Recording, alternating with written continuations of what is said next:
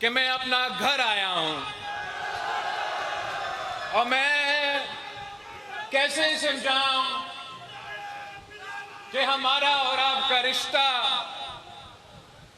मैं बयान कैसे करूं।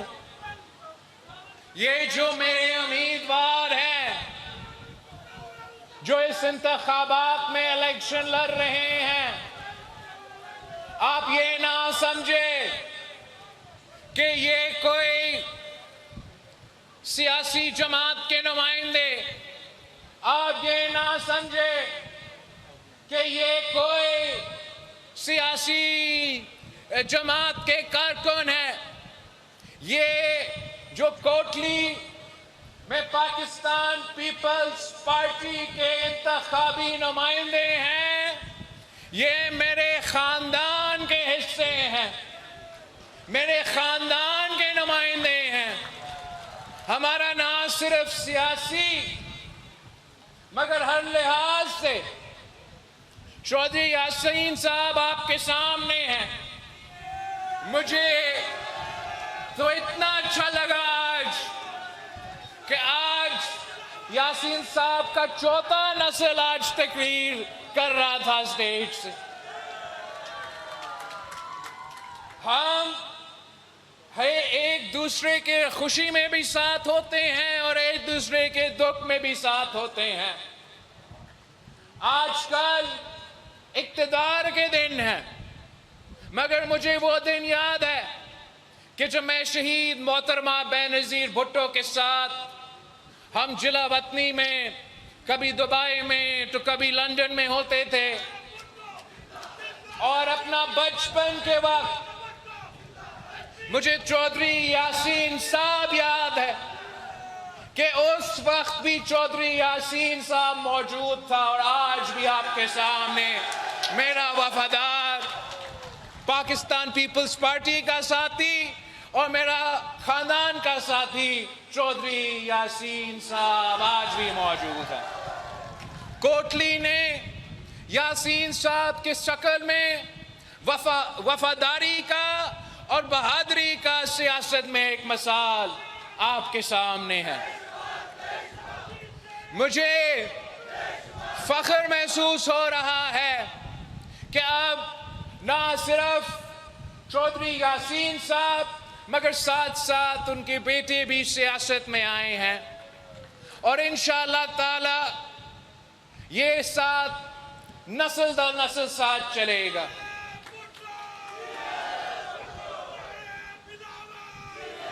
इलेक्शंस में पार्टियों के लिए, सियासी जमातों के लिए बड़ा मुश्किल होता है। एक तरफ जब आप टिकट्स के फैसले कर रहे होते हैं तो बड़े बड़े मुश्किलात सामने आते हैं और आज़ाद कश्मीर के इलेक्शन में भी इस दफा पाकिस्तान पीपल्स पार्टी तो सबसे पॉपुलर जमात था और जैसे आपको पता है कि बुरे दिन में तो लोग कम होते हैं लेकिन अच्छे दिनों में लोगों का कोई कमी नहीं होता।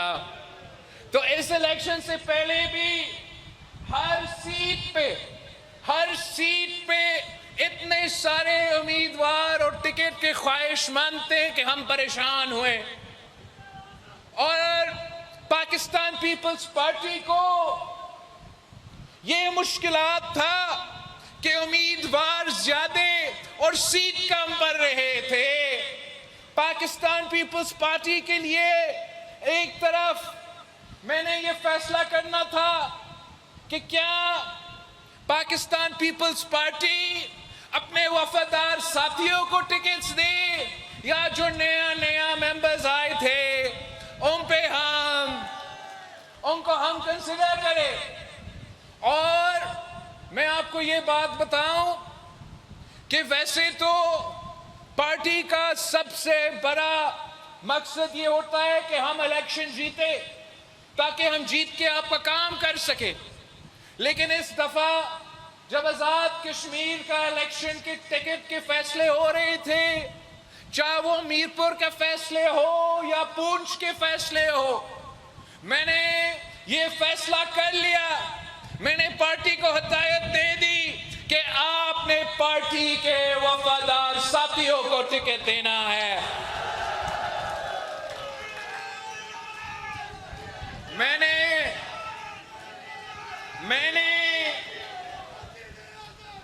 LA13 में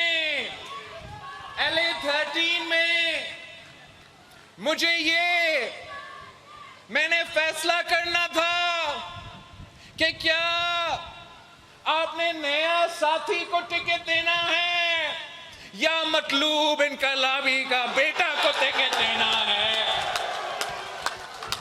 मैंने कहा कि अगर सवाल ये है तो ये मुश्किल सवाल नहीं है, मैं मतलूब इनकलाबी का बेटा को टिकट दूंगा।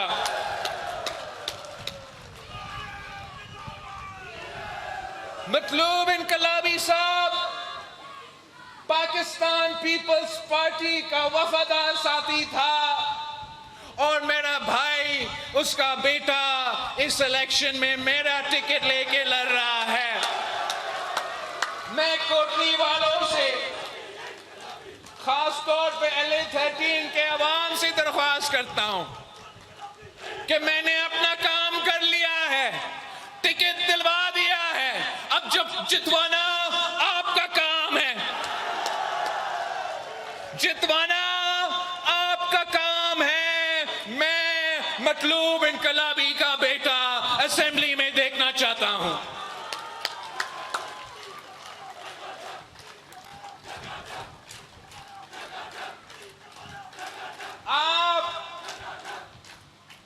ने पिछले इलेक्शन में भी, मुझे याद है, पिछले इलेक्शन में भी पाकिस्तान पीपल्स पार्टी और आजाद कश्मीर का पाकिस्तान पीपल्स पार्टी ने उन हालात में जब आजाद कश्मीर में नून लीग की तो वफाक में इमरान खान का हुकूमत था,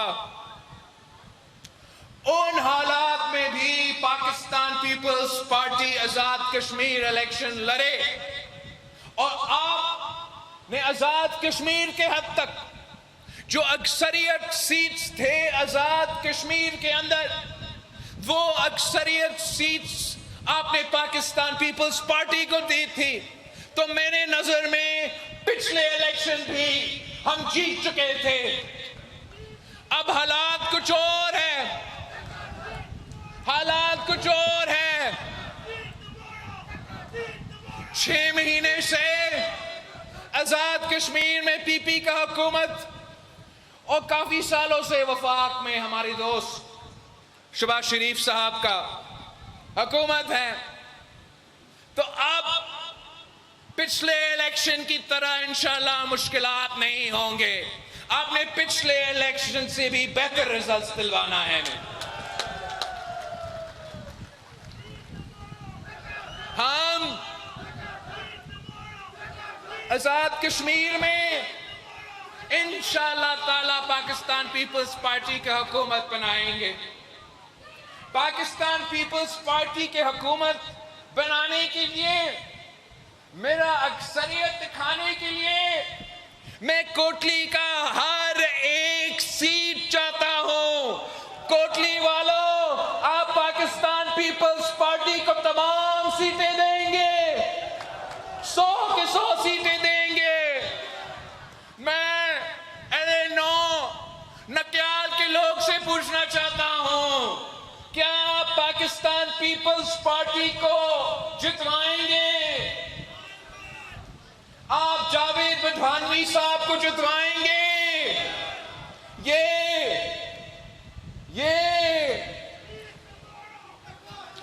आप ये जरा मजाक देखें, इनको मालूम है कि बदवानी साहब जीत रहा है, उनको बताया नजर आ रहा है,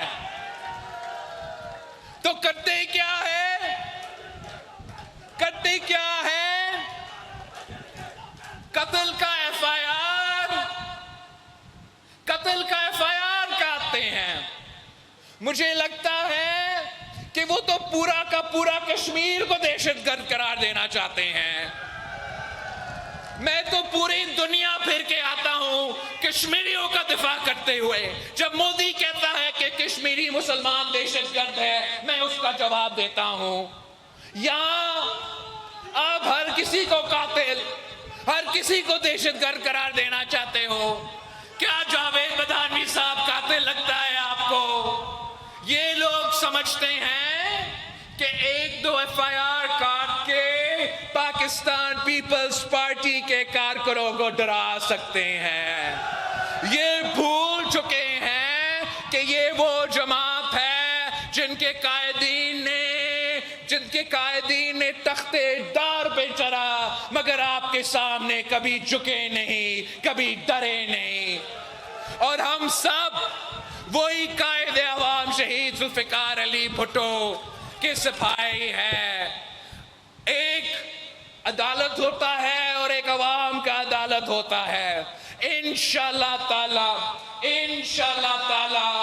27 को LA9 कोटली से आप जावेद बदानवी साहब को मुंतखब करवा के, जितवा के अवामी अदालत में सुरखरू करेंगे।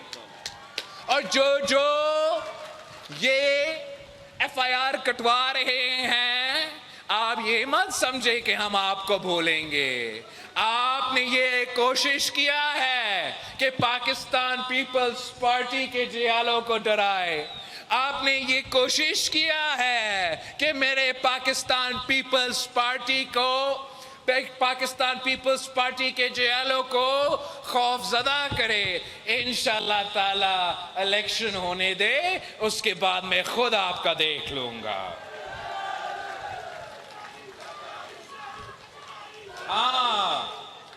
LA8 को तो मैं भूल नहीं सकता हूं। मैं LA8 के जियालों से रिक्वेस्ट करता हूं कि आपने मलिक जफर साहब को जितवाना है, भारी अक्सरियत से जितवाना है। मैं चाहता हूं कि पूरा का पूरा कोटली में तीरों का बारिश हो, तीरों की बारिश।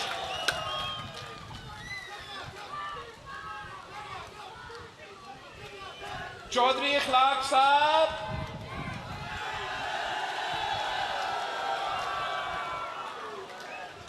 बहुत कम उम्मीदवार होते हैं जो कद में मुझसे भी बड़ा होते हैं। आपने चौधरी साहब को जितवाना है, भारी अक्सरियत से जितवाना है, भारी अक्सरियत।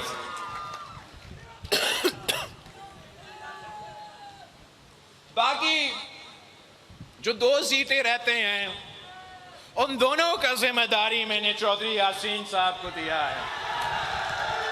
अब पिछली दफा चौधरी यासीन साहब ने दोनों सीटें निकाले, और उन हालात में निकाले जब कश्मीर भी हुकूमत किसी और का और वफाक में भी किसी जिसका हुकूमत था, आपको याद है। और उस इलेक्शन में अपनी आबाई सीट भी जीती और शहर वाली सीट भी जीत चुका। जंग का माहौल पैदा हो गया था। चौधरी यासीन साहब के बेटे को भी गिरफ्तार कर रहे थे, लेकिन जेल में बैठ के भी आप इलेक्शन जीत चुके थे। अब उस इलेक्शन में जो आपको जेल में डलवा रहे थे, वो साहब तो खुद जेल में हैं। तो इस दफा मैं चाहता हूं कि ना सिर्फ आपने दोनों सीटें जीतना है, आपने जो 22 सीट है वो जीतना है, मगर शहर वाले सीट में पिछले दफा आप 500 वोट से जीते थे। इस दफा आप शहर वाला सीट जो है वो मेरे लिए भारी अक्सरियत के साथ, इतना बड़ा मैंडेट के साथ कि सबको नजर आए कि अब आई सीट हो या शहर वाली सीट हो, सिर्फ और सिर्फ तीर का उम्मीदवार, पाकिस्तान पीपल्स पार्टी का उम्मीदवार चौधरी यासीन साहब को नजर आना चाहिए, कोई और नजर ही ना आए।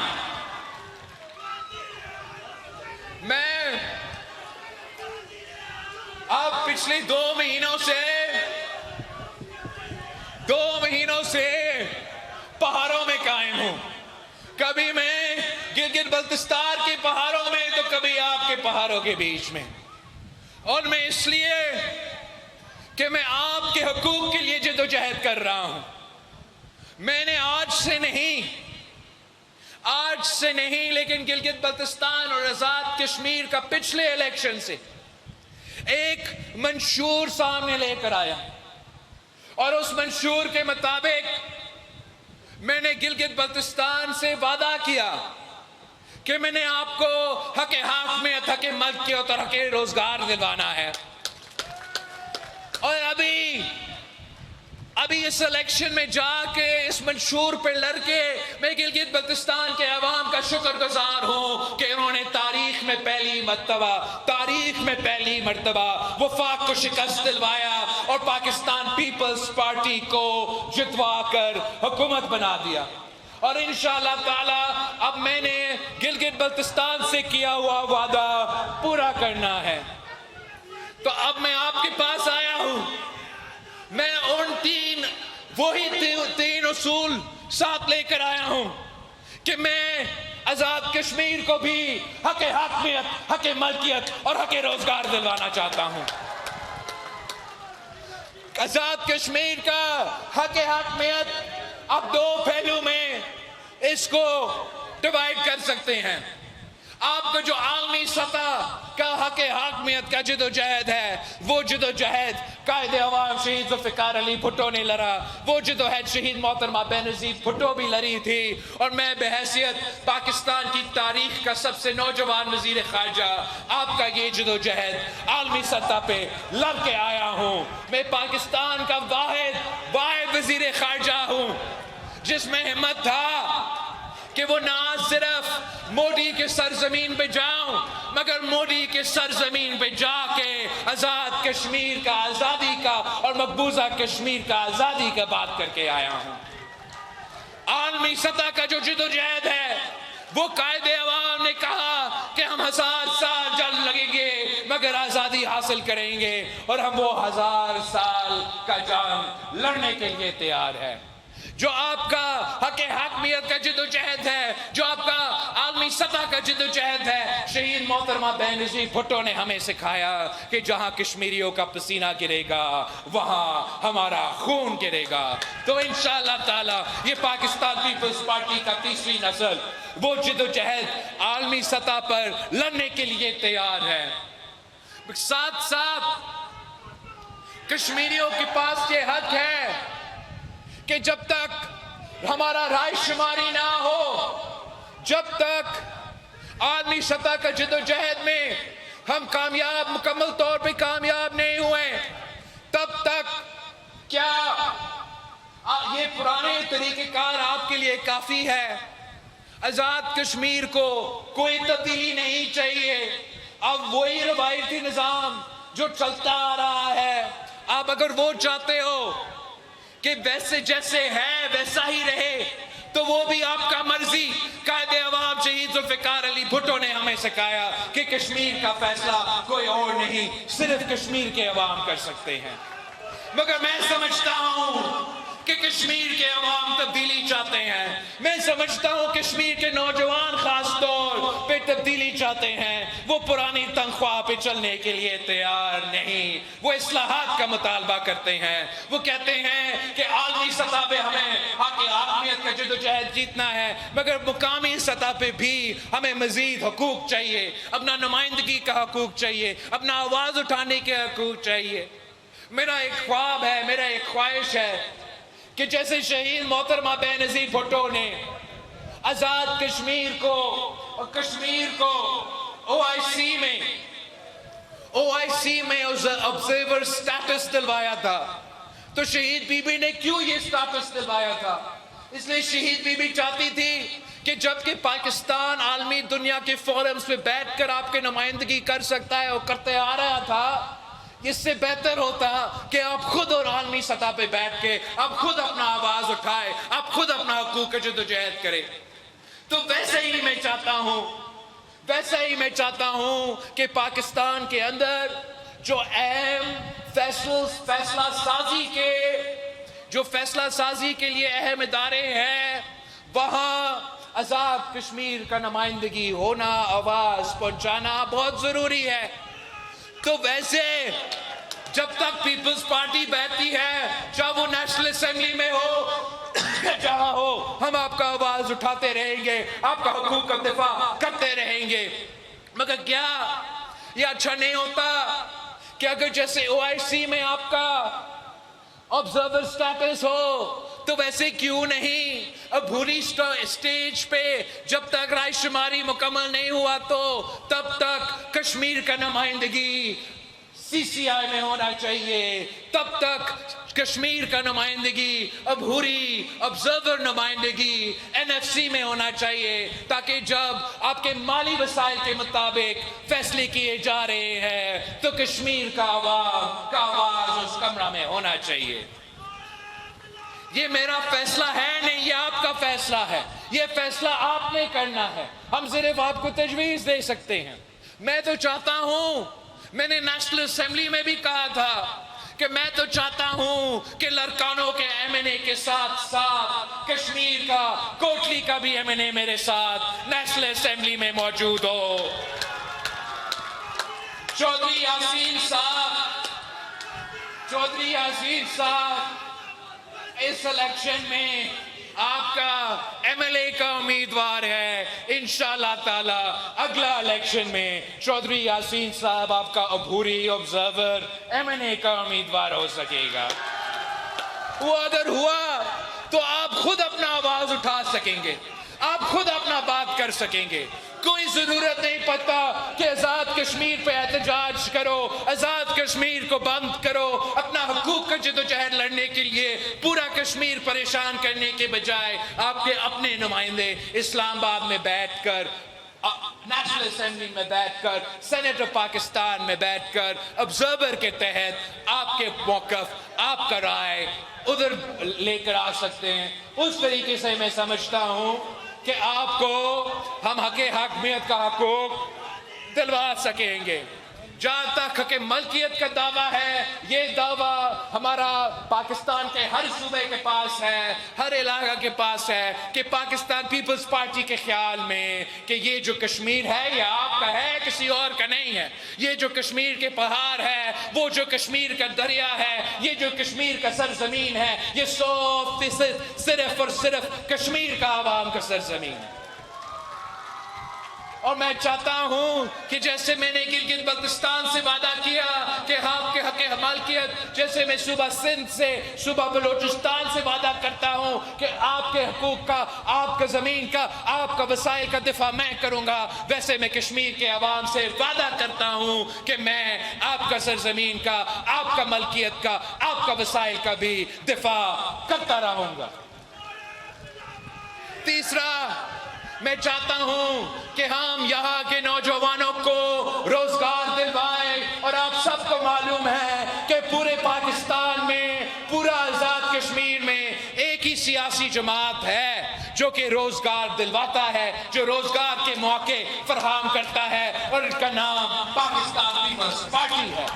ये कायदे अवाम शहीद जुल्फिकार अली भुट्टो का दौर हो तो सब जानता है कि तारीख में सबसे ज्यादा रोजगार कायदे अवाम शहीद जुल्फिकार अली भुट्टो ने दिलवाया था।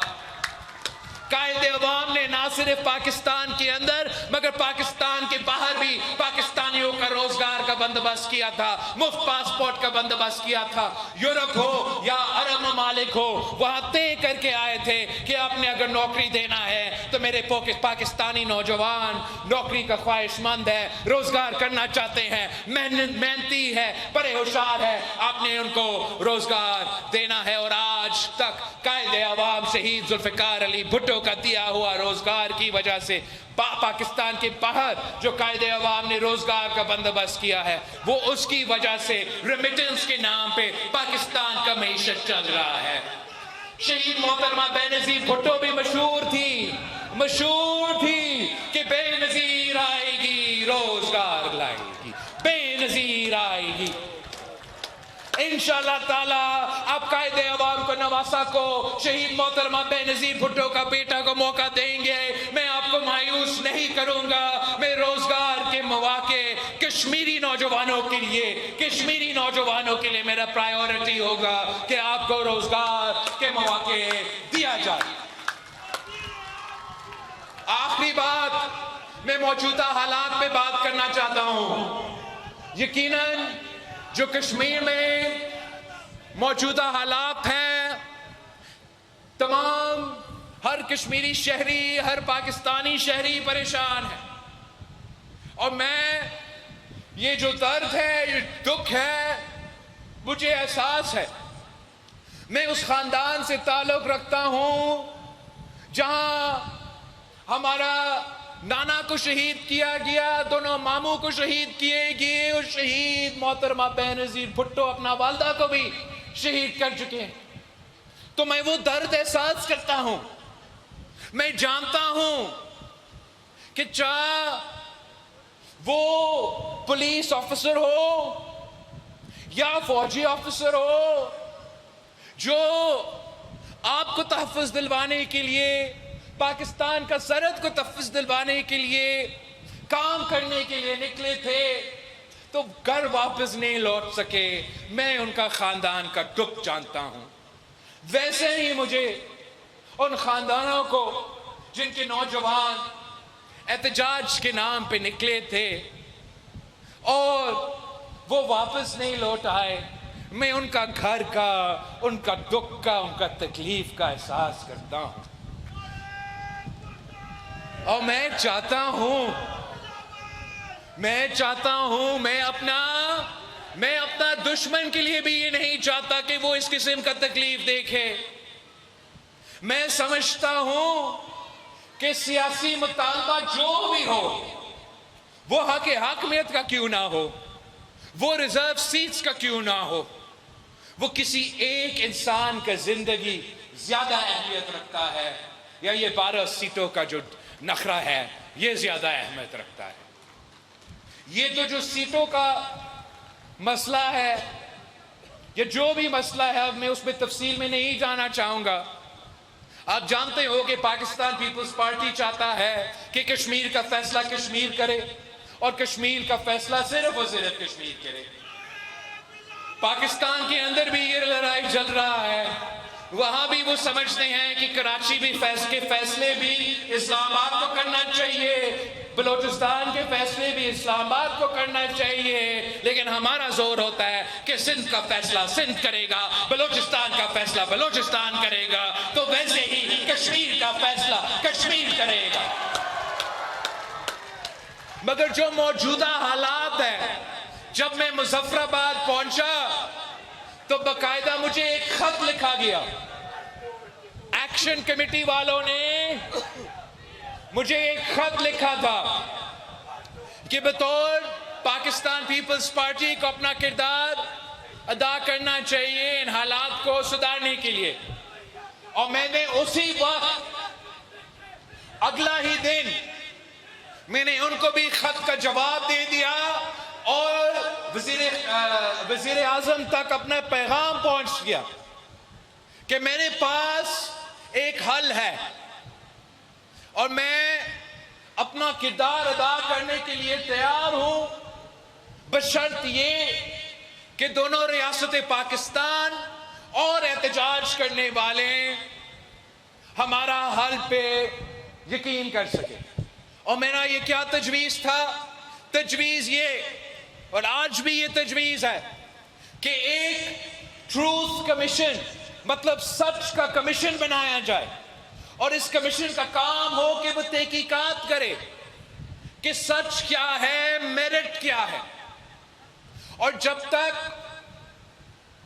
जैसे ये कमीशन बन जाए और जब तक ये कमीशन अपना काम मुकम्मल ना करे, मैं एहतजाज करने वालों से रिक्वेस्ट करता कि आप अपना एहतजाज ख़त्म करें, और जब तक ये तहकीकात का, ये इन्वेस्टिगेशन का तमाम रिपोर्ट ना आ जाए, आप एहतजाज बंद करें। और साथ साथ मैं वफाकी हुकूमत से रिक्वेस्ट करता कि जब तक ये तहकीकाती कमीशन, ये ट्रूथ कमीशन हकाइक सामने ना लेकर आए, आप भी अपना मजीद कार्रवाई ना करें, आप भी जरा रुक जाए। अगर ये बात माना जाता, मेरा ख्याल में कश्मीर में हम वो स्पेस क्रिएट कर सकते हैं जिससे हम आगे बढ़ सकते हैं। अभी तक ना एहतजाज करने वालों ने मेरा खत का जवाब दिया है, ना वजीर आजम साहब का या उनके नुमाइंदे जिससे मैं राब्ता में था, वजीर खारजा, उसने कोई जवाब दिया है। लेकिन आज भी मैं समझता हूं कि यही हल है कि हमने कश्मीर का हालात बेहतर करना है। अगर आप मेरे मुतालबात नहीं मानते या मेरा हल पे यकीन नहीं रखते तो आपको यार दूसरा हल मुझे बता दे, हम कल उस पे इंप्लीमेंट करते। मगर 14 दिन 40 डेज गुजरने वाले हैं और पूरा कश्मीर बंद पड़ा हुआ है। और मैं सवाल करता हूं एहतजाज करने वालों से भी कि आप एहतजाज कर रहे हो रियासत के खिलाफ कि हमने कुछ गलत किया होगा गलत, लेकिन इसका सजा आप रियासत आजाद कश्मीर को नहीं दे रहे हैं, आप रियासत पाकिस्तान को इसका सजा नहीं दे रहे हैं, आप इसका सजा आम कश्मीरी को दे रहे हैं। रावलाकोट के या पूंछ के, मीरपुर पे, मुजफ्फराबाद के कश्मीरी को आप वो सजा सुना रहे हो जो रियासत की गलतियां है बतौर आपके। और रियासत से भी, रियासत पाकिस्तान से भी मेरा दरख्वास्त है कि जबकि अगर हम आपकी बात मानते भी है, ये गलत लोग हैं, बुरे लोग हैं, वो एक इलाके तक महदूद है। अगर उस इलाका में कोई गड़बड़ है तो मुझे आज तक समझ नहीं आ रहा कि रावलाकोट में मसला है तो कोटली में मेरा फोन क्यों नहीं चल रहा। मैं मुतालबा करता हूं वफाकी हुकूमत से कि कम अज कम जो इंटरनेट का पाबंदी है वो उठा दे। लोगों का कारोबार पे नुकसान हो रहा है, रोजाना जिंदगी पे मुश्किलात पैदा किया जा रहे हैं। इस किस्म के इज्तिमाई सजा नहीं दिया जाता। पुराने जमाने में FCR के जमाने में जब आप कबायली इलाके में FCR होता था या गिलगित बल्तिस्तान में FCR होता था, जब गांव में कोई चोर निकलता था तो पूरा गांव को सजा दिलवाता था। अगर गांव में कोई कातिल था तो पूरा गांव को सजा सुनाया जाता था। अब कश्मीर में कुछ लोगों ने गलत किया, बुरा किया, जुराइम की है, मानता हूं, लेकिन इसका सजा पूरा कश्मीर को सुनाने के मेरा समझ से बाहर है। तो आज भी मैं आपके थ्रू वफाकी हुकूमत से रिक्वेस्ट करता हूं कि इंटरनेट आपके हाथ में है, ये वफाक का इख्तियार है, आप जरूर इस पॉलिसी को रिव्यू करेंगे और इलेक्शन से पहले इंशाअल्लाह ताला कम से कम कश्मीर के अवाम को ये आज़ादी दिलवाएंगे कि इनका फोन चलना शुरू कर दे। ऐसे कोई मसला नहीं है। कश्मीर के अवाम बहादुर लोग हैं, जुर्रतमंद लोग हैं, वफादार लोग हैं, मुहिब वतन लोग हैं। ऐसे कोई मुश्किल नहीं है। इंशाअल्लाह ताला मैं और आप मिलके आज़ाद कश्मीर के तमाम मसले हल करेंगे, पुरअमन तरीके से हल करेंगे, सियासी तरीके से हल करेंगे। आपने 27 जुलाई को ये फैसला करना है कि आप आज़ाद कश्मीर में आपका नुमाइंदा कौन चाहते हैं। आप क्या पाकिस्तान पीपल्स पार्टी की हुकूमत देखना चाहते हैं, आप मेरा हुकूमत देखना चाहते हैं, या उन लोगों का हुकूमत देखना चाहते हैं जो मीरपुर को, जो रावलाकोट को कश्मीर का हिस्सा ही नहीं मानते। मैं समझता हूं कि आज तक ये जवाब नहीं आया वजीर आजम पाकिस्तान से, हुकूमत पाकिस्तान से, कि ये जो आपका ऑनरेबल मेंबर सियालकोट ने बयान दिया है कश्मीरियों के खिलाफ और मीरपुर के खिलाफ और रावलाकोट के खिलाफ, क्या ये बयान वफाकी हुकूमत का पॉलिसी है या नहीं। इसलिए जब तक वो वजीर आपका कैबिनेट में रहेगा और वो ये पॉलिसी रखेगा तो हम समझेंगे कि ये आपका भी पॉलिसी है। तो मैं समझता हूं कि बहुत जरूरी है कि वफाकी हुकूमत और मुस्लिम लीग नवाज उस किस्म के वजीर जो उनको नुकसान पहुंचा रहे हैं, जो कश्मीरियों को नुकसान पहुंचा रहे हैं, उनको दूर करना चाहिए। अगर कोई वजीर कहता है कि फिला हल्का को, फिला इलाका को, फिला वाले को मैं कश्मीरी नहीं समझता, तो उसका कोई हक नहीं कि वो वजीर रहे, उसका कोई हक नहीं कि वो मेंबरान असेंबली रहे।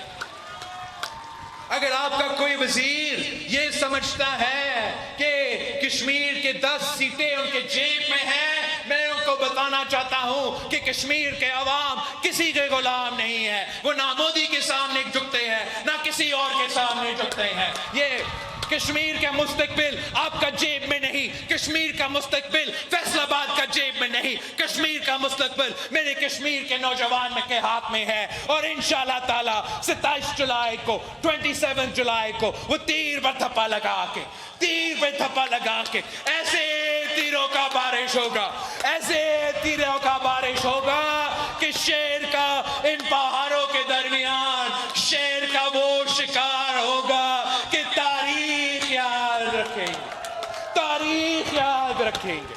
मीरपुर से आवाज आएगा, मीरपुर से, मुजफ्फराबाद से, पूंछ से, तमाम डिवीजन से एक ही आवाज आएगा। ये कोटली का निशान क्या, मीरपुर का निशान क्या, मुजफ्फराबाद का निशान क्या, पूंछ का निशान क्या, पाक का निशान क्या, रावलाकोट का निशान क्या, आजाद कश्मीर का निशान क्या, जमान कश्मीर का निशान क्या, जीत का निशान, मेरा निशान, आपका निशान, नारे भुट्टो।